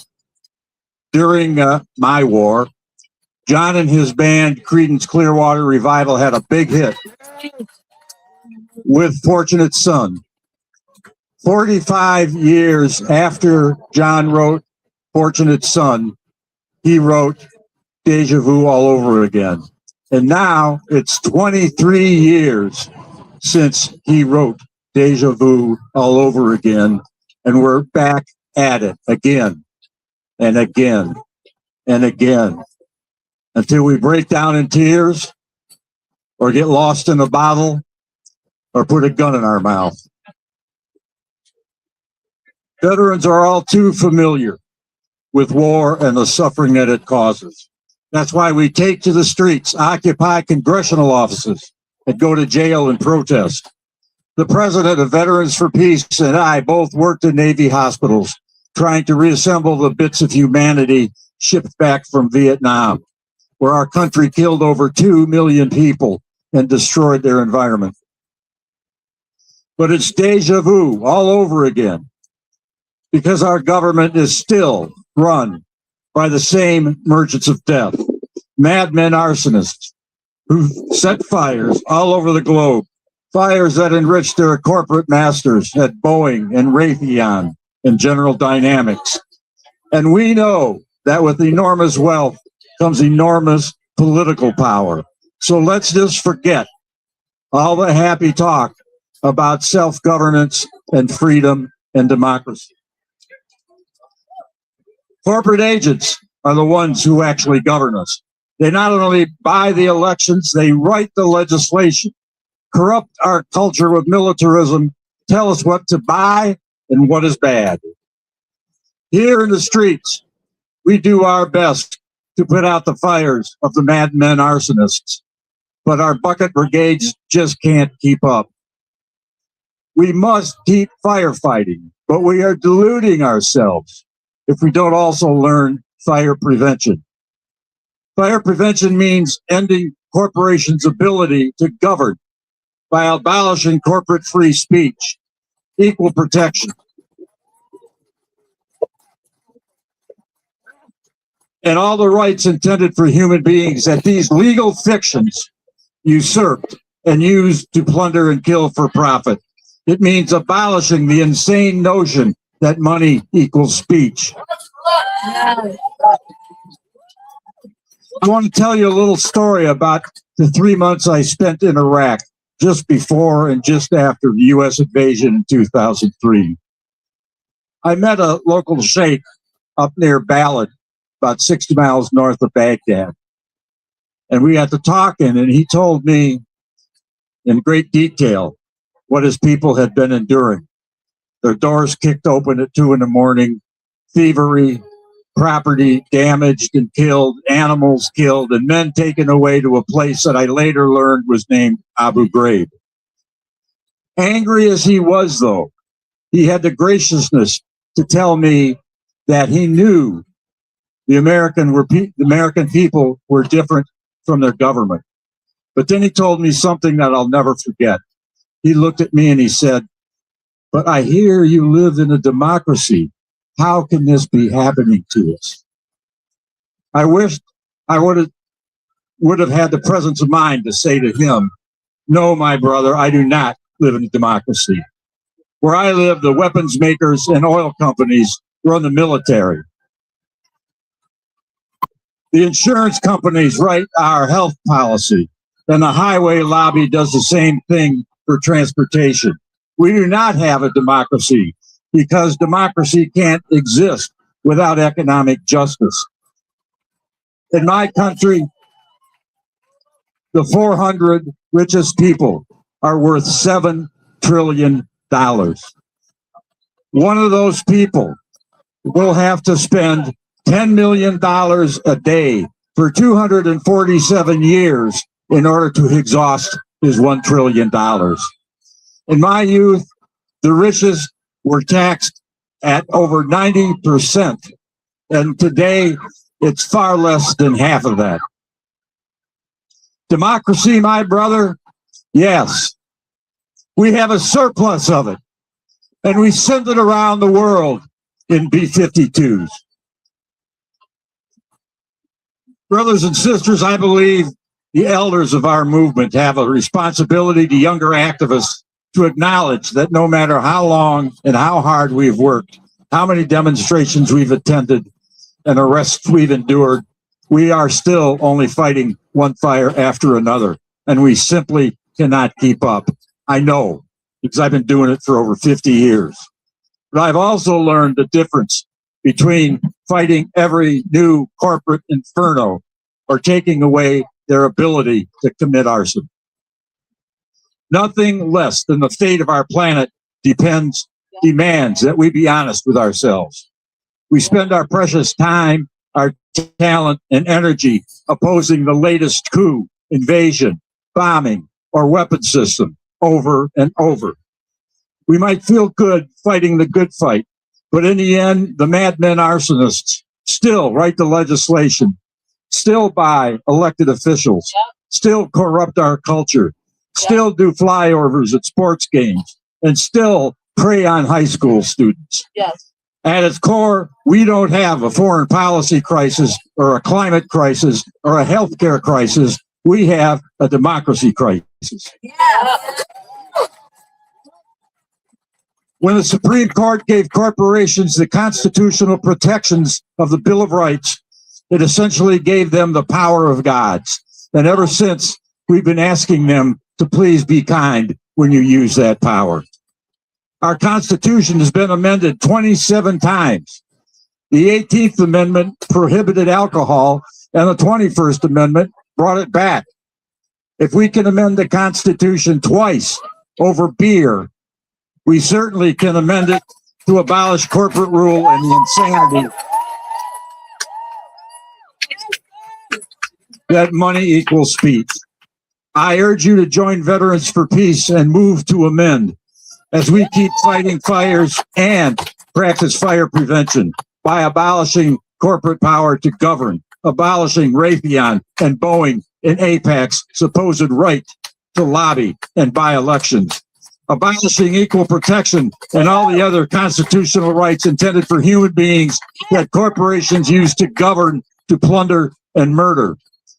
Join with us to democratize our culture. So once again, courts will issue decisions like this one, unanimously dissolving a New York corporation. And I quote, "The judgment sought against the defendant is one of corporate death. The life of a corporation is indeed less than that of the humblest citizen. We will throw out the madmen arsonists. We will govern ourselves, and we will create a nation that values life over death." Thank you.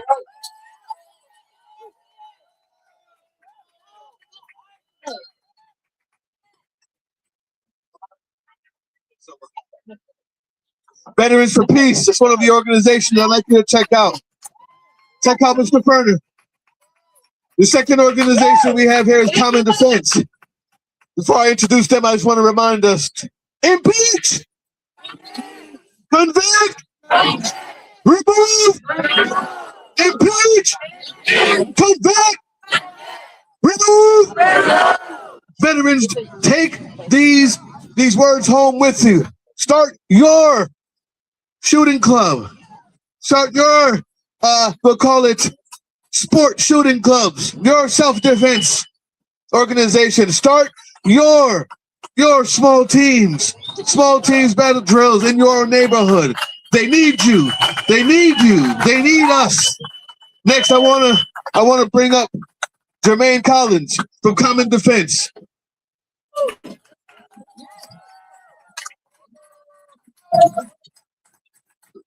Good afternoon, everybody. Can y'all hear me in the back?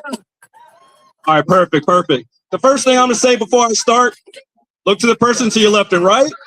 If they're looking a little clammy, if they're looking a little tired, if they've stopped sweating, go get them some water. If you're somebody who's feeling a little under the heat right now, go get yourself some water. We don't need people falling out right now. So let me get into it. First things first, my name is Jermaine Collins. I'm the lead national team organizer with Common Defense. Louder. My name is Jermaine Collins. I'm the lead national team organizer with Common Defense. I'm also a U.S. Army veteran. I spent nearly 10 years in the Ohio Army National Guard. And in that time, I'll say this National Guard occupation of our city is really personal to me. So as a veteran and as a resident of DC, we demand the immediate end to this illegal occupation of our city.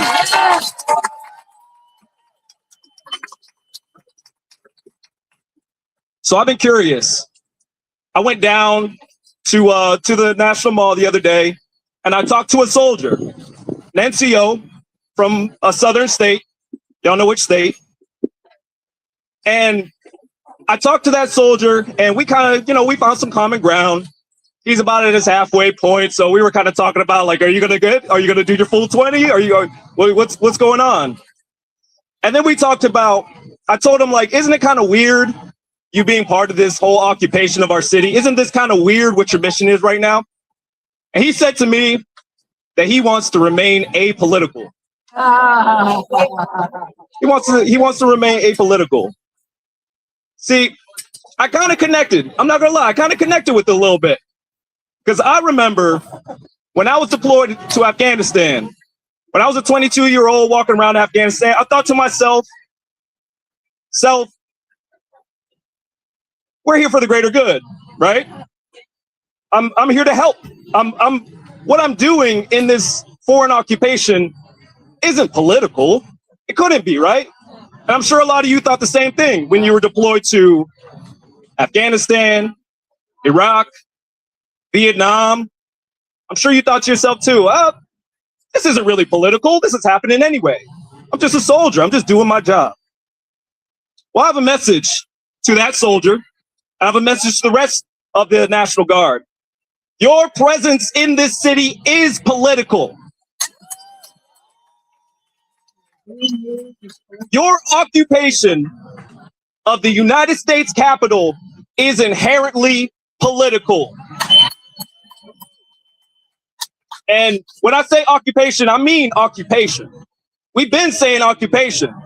The people of DC, the 250,000 residents of this great city, didn't choose this occupation. We didn't ask the National Guard from other states, from southern states, to come invade our city. We didn't ask for patrols on our streets. We didn't ask for none of this. This is an occupation against our will. Right. And I also say, we're veterans here. We're not stupid. We're not fooled. What they say is out there, they say that they're doing they say they're doing peaceful patrols of our city, trying to help with crime. We're veterans. We don't see peaceful patrols of our city. We call that something different. It's called a presence patrol. When we see these flybys, they're not cute little flybys. That's a show of force. This occupation has been going on for 11 months. 11 months, our city has had National Guard troops with full battle rattle, camouflage, weapons on their hip, armor on their body, walking around our city for the low, low price of $1.65 million per day. That's our money. That's our money that they're spending here on the streets to occupy us. So I'll say again, we don't see the National Guard as a bolstering of DC's ability to protect its own streets. We see this for what it is. This is the armed wing. This is the bodyguards for the Safe and Beautiful Task Force, who is in our city using the National Guard as cover to kidnap our neighbors off the streets. This is an illegal invasion of our city. This is an illegal occupation, and these federal agencies are helping to kidnap our neighbors, helping to make our streets less safe. So, what can you do? I'll tell you first and foremost, if you're here from out of town, if you're not from DC, when you go home, tell somebody. Tell your family members, tell your neighbors, send the word out. Let people know what's happening here in DC. Let them know we have armed patrols walking up and down our streets. Let them know that they're kidnapping our neighbors off the street. Let them know that the National Guard is illegally detaining people against their will. Let them know that right before our election, the National Guard was hanging out casually right next to our ballot boxes. And whether or not they intended to intimidate, that's what they did. If you are here, if you are a resident, don't be scared. Go and talk to the National Guard. Tell them how you feel. Tell them how you really feel. Tell them what they're doing is impacting you. Tell them what they're doing is impacting your family, your life, your everyday. Go have those conversations. And listen, you don't gotta be nice. If you're mad, be fucking mad. Be fucking mad. Make it constructive. Hey, fuck you, get out of my city because you're scaring my kids. Hey, you guys, I can't wait till you guys go home because I'm sick of seeing armed troops on my street. Make it constructive.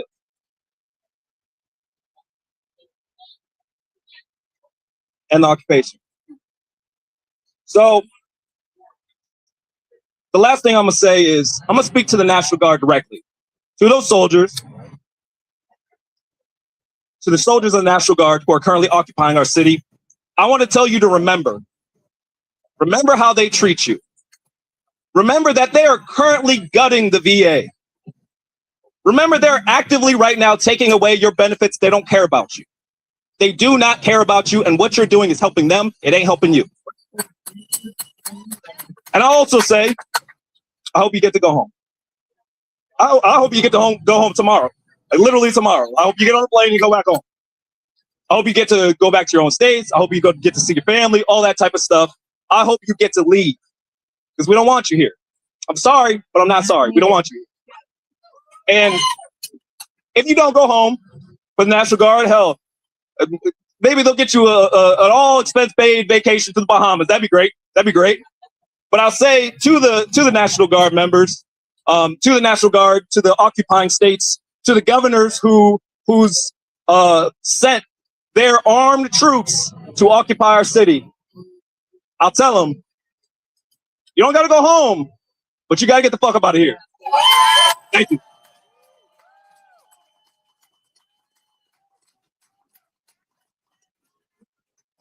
You don't have to go home. You gotta get the fuck up out of here. Okay, we have one more speaker. This person is going to represent the family members of our veterans, of our service members. We cannot forget that there's an unspoken multitude of people who watch their sons and daughters get shipped away and wonder if they're ever coming back, who've seen their fathers go away and wonder the same thing, or who organize things like this along with me in a very big way. And her name is Nyla Leslie. She's a proud granddaughter of Ralph Sefton Harvey, proud daughter of Ralph Sefton Harvey Jr., Ralph Harvey Jr., who served 20 years in the United States Air Force. Please come on up. Nyla Leslie.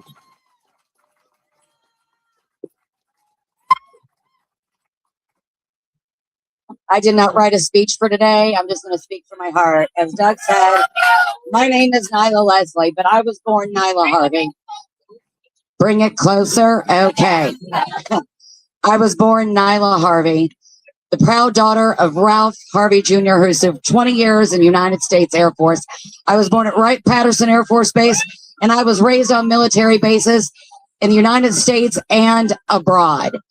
What is happening to our veterans right now is unacceptable. We must stand up for everyone. We must join together. I don't know how we are going to get to the other side of this, but it has to be together no matter what. To our service members here today, thank you just does not feel adequate to what I know you have sacrificed for this country. You have my undying gratitude. And even though I did not serve this country, I promise you, I will fight with all of you until we win this. Thank you so much for being here today. I appreciate every one of you so very much. Much love. Much love. Thank you so much. Thank you, Nyla, so much. Okay, so this is the end. I reiterate, I still fight for the chance to prove my father made the right decision. I still fight for the chance to join the ranks of those heroes who served, to those heroes who saved the world from fascism. We all, as veterans, have the chance to do it here, to do it now, for the first time at home, not abroad. I know what I will do. I will fight. Will you? Say it with me. Fight. Fight. Fight. I will make my father proud. I will live up to the reason for my original signing. I want to be counted among the great. Do you? What will you do? What will you do? I will fight. I will not stop until the tyranny that grazes openly in this country is grabbed by the horns and wrestled to the ground. And it is very life is snuffed out under the grasp of these Jamaican American hands. For the first time, I will have the chance to name my own generations, to be worthy of that respect that we earned abroad so long ago at home. What will you do? Fight! Fight! Fight! Fight! Fight! Fight! How many of you got up? Thank you so much, guys. Take these lessons home with you. Take these lessons home with you. Start the fight there. Have a good one. Thank you for coming.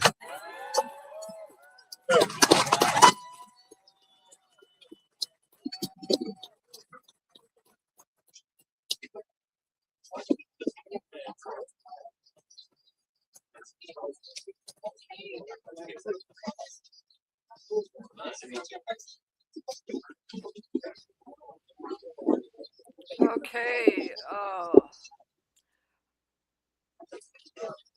Hang on. I've switched sides. Well, that's the end of the speeches. I don't know if there's. Hey, real quick, folks. 2 things.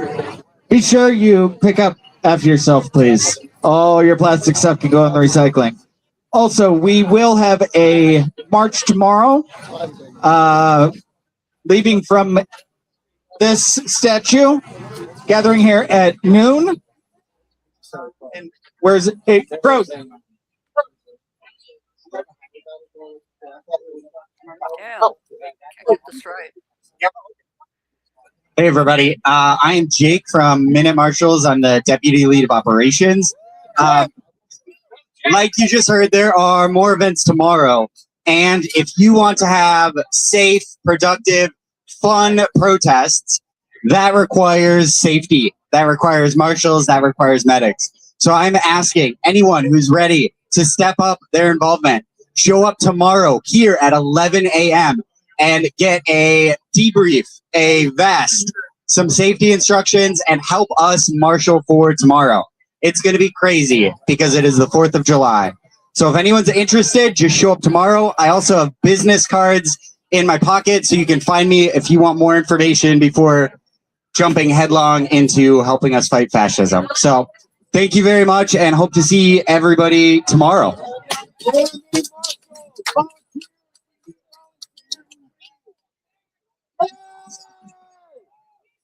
Perfect.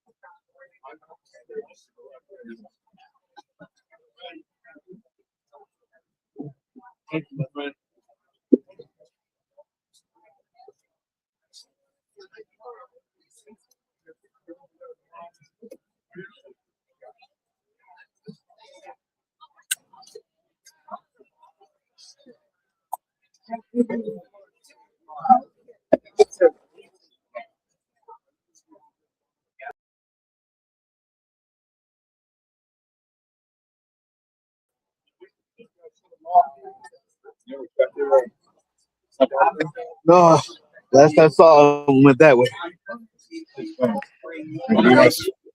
I'm guessing. no. So, yeah. Yeah, he can't hear me. Drill No, no. Sarge, you there? Hi. Hey guys, hold on. Okay.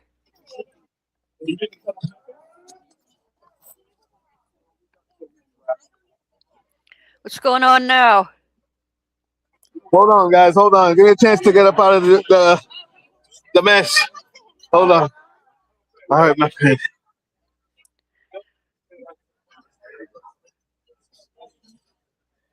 So, Miker said that the fair was closed due to heat. I think it's more likely it was closed due to empty. I don't know about tomorrow. We'll just have to wait and see whether old Cankles collapses.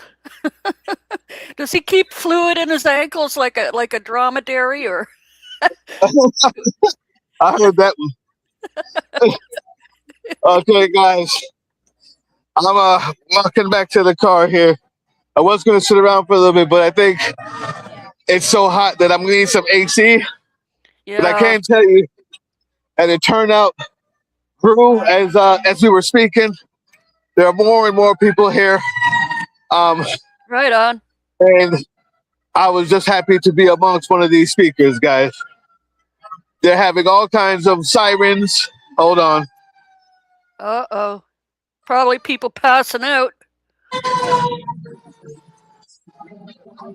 Now, I'm not saying that's bullshit, but the fact that they're going 1 mile an hour lets me know that they're not in a fucking hurry. Right. Also, they had jets fly over. Hey, good to meet you, Steve. At least it didn't interrupt the feed. We could hear everybody. Have a good one, guys. All right. Yeah, so it got pretty full, and I'm just happy to be here, guys. How was the feed? Did it work out? Yeah. It was perfect. We could hear everybody. The sun was sort of making silhouettes out of people for the first couple speeches, but then it turned around a bit, and we could see and hear everything perfectly. Thank you very much. And you really know how to fire up a crowd. Thank you.